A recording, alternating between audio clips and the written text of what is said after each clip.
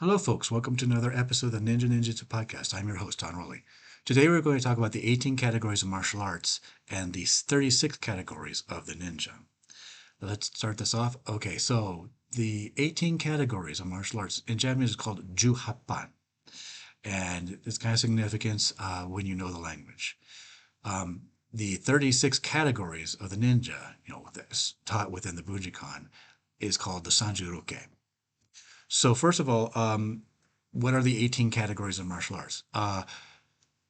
Basically, okay, so I translated Fujita Seiko's 18 categories of martial arts in one of my newsletters called Densho number 7. And he kind of goes into the history of it. I've kind of also read it elsewhere. Essentially, there was an age of war during the 16th century. Around the start of the 17th century, the 1600s, Japan entered what's known as the Edo period, which was a period of relative peace. There wasn't much wars for at the start. Peasant revolts happened, but for almost 250 years there was a kind of peace called the Pax Tokugawa in some cases, until about the time that Admiral Perry sailed into Tokyo Harbor and demanded that Japan open itself to the West. At which part it rapidly, during the Meiji era, rapidly modernized and started expanding out into Asia, which didn't end well for them. Anyways, so during this period of peace, there's a lot of looking into the past. There was a lot getting fancy with martial arts, so to speak. And there was ancient Chinese text that talked about the 18 things that a warrior should have, you should know from China. And yeah, there was a lot of debate in the Chinese back in the day. And so it became a fashion during this age of peace, when there actually wasn't any battles, for styles, ruha, to figure out, how will we categorize what we do. And each school, each style had their own 18 things that they would concentrate on. Not that it was just 18, but it kind of showed their specialty. So, for example, a sword style that would really concentrate on the sword might have one category for katana, long sword, another for short sword, a category for EI, fast drawing, and things like that. So, even though the sword would be considered one category in other schools, like the Togakure, they had several sections for the sword. There's one style that I saw that was kind of interesting in that they had swimming, swimming with horses, horsemanship, fighting with spears in the back of a horse, regular spear fighting, and they even had one of the 18 categories was a game that basically is a combination of lacrosse and polo. You playing lacrosse with long sticks, on the back of a horse. And you can imagine how a game like that would help somebody that had to fight on horseback really get used to, charging, moving, changing direction fast. So you can kind of tell just by looking at the Juhappan of this school that this was a school that concentrated on turning out people to fight on the back of horses.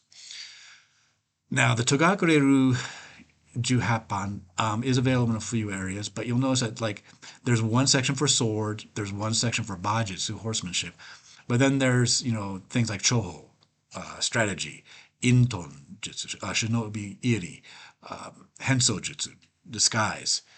It's obviously geared towards sneaking into things and gathering information.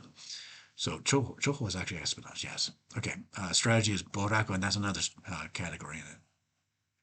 So that's how the Juhappan really came to be. In fact, in modern Japanese, when you say Juhappan, people are going to think about it kind of like a specialty. If when you go to karaoke, which some of you might pronounce karaoke and you should not, but if you go to karaoke and you're always singing one song, that's kind of like your Juhappan. That's kind of like what you're known for when you go out drinking with your friends. So Juhappan is kind of a specialty. And you look at the style and you can kind of tell a lot of times what they concentrate on based on the Juhappan. Now, it's said that samurai and such had the Juhappan, and the ninja had 36 categories, and they call it the Sanjuroke. Now, Juhachi is 18. That's the that's the Juhachiban. So ban is category in that case. In the but the 36 strategies is not Sanjuroku Ban, it's Sanjuroke.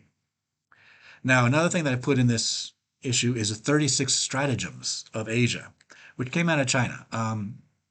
And really, it's kind of weird. So I read a book back in the day about the mindset of the samurai, and they mentioned the 36 stratagems. So I've always been following it and kind of followed it. I wrote this and I expanded it out. There's a Kindle book that I might post a link to. If you can read it for free, you've got Kindle Unlimited.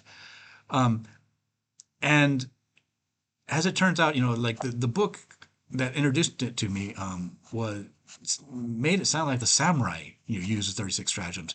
As of right now, I have yet to find anything prior to the Meiji era, that area when Japan modernized and started expanding out into Asia, that makes reference to the 36 stratagems. I have not found it. Does not mean it doesn't exist, but it doesn't seem to be very extensive. But it is very big in Japanese culture right now. So Japanese people studying business, just like Americans study the Book of Five Rings, they study the 36 stratagems. So I was able to get books in Japanese on it, but not too many that were quoting old Japanese sources.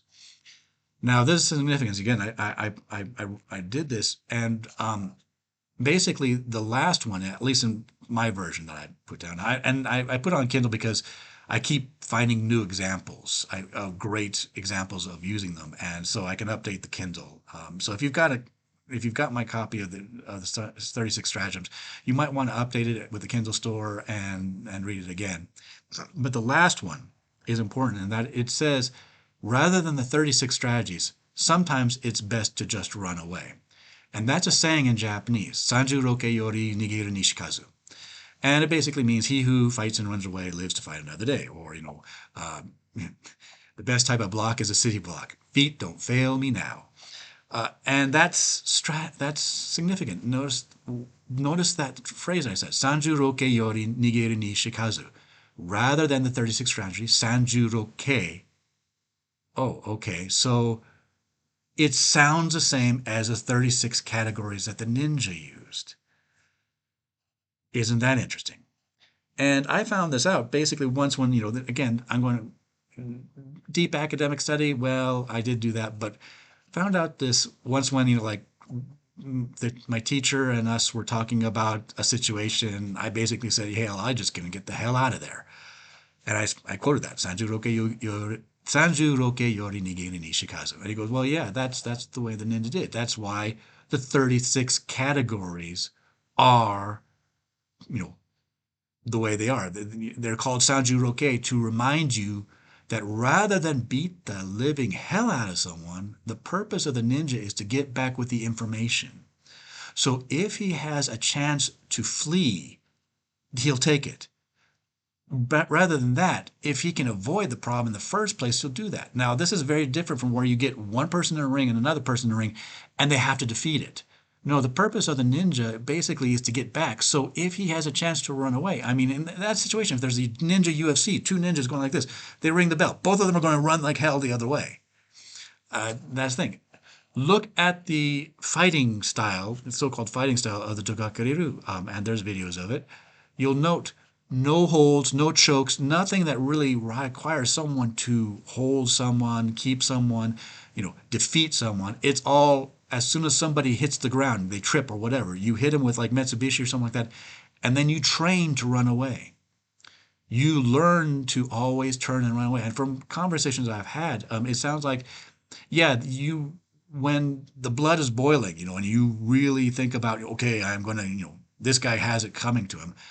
They train you to actually run away when you can, so that that is a habit, and you don't say, okay, I'm going to really, give this person what he deserves, and that is that is self-defense.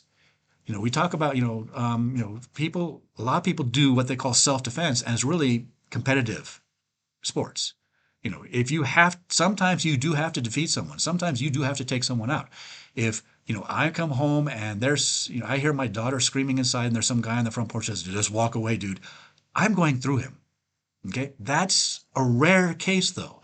In most cases, people think that, self-defense is well, he looked at me the wrong way and I was afraid everyone would think that I'm less of a man. Right. Okay. So, but a woman being dragged into a van, it doesn't matter if she makes the other guy submit, as long as she can get away from him and get back home safe. So that's kind of a key thing of Tagakure-ru and the way it views things is that it's not about defeating the other person, it's about victory. And they define victory by getting away as uninjured and as untroubled as possible. The same teacher that I had that conversation with about the Sanju Roke Yori Nigiri Shikazu once basically said, oh, he, in his opinion, we now call the Bunjikan Budo Taijutsu. Bunjikan Budo Taijutsu. And Budo is a wider area because we've got Kotoru and Gyokoru with their ways of holding somebody down, chokes from places, things like Tagage Yoshinru and all that. But in his opinion, it would still best be called possibly Ninpo Taijutsu because the way, at least he was teaching, he was like saying, I don't care if you defeat the guy as long as you get home safe at night. And so this whole idea of getting the heck out of there, or better yet, avoiding the situation whatsoever. There's a quote that from my translation of Fujita Seiko's book on Kogaru, where he basically says it's all like, you should be able to see a situation developing, just like when you walk outside and you see the clouds and you realize some rain may be calling you, grab your umbrella. When you read a situation, you think, okay, somebody's about ready to start throwing blows, and you get out of there. So yeah, so we don't like, to get into trouble. And we are not, if you call yourself a follower of Ninpo Taijutsu, then it's best to survive. It's, defeating somebody else only if necessary. That's the secret between the Sanju Roke. So yes, so there you got it. The 18 categories, the 36 categories, and the secret behind them. And I mentioned the fact that I could not find anything about the 36 strategies prior to the Meiji era, kind of saying that that conversation I mentioned, I seem to think, based on my memory, that it was actually created by Takamatsu Sensei, not something older. But again, I gave the qualifier. It was not a very, it was a conversation. I'm relying on my memory, but that's what I think. That's what I'm throwing out there. I need people to understand this may not be accurate, my opinion, that it was started by Takamatsu Sensei. If I find something earlier, in the documents, or something like that, I will change my mind, but I want to be clear. But that's it for this week. Stay safe, folks, and see you next time.